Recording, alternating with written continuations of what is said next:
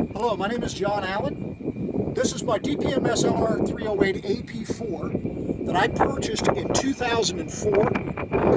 It has a Timney trigger, it has a Kintec hydraulic buffer, it's shooting a Yankee Hill suppressor, and an Apex Pulsar Apex XD50A thermal night vision scope on it. And of course it's got a little Harris butt plug. Now, a lot of people say you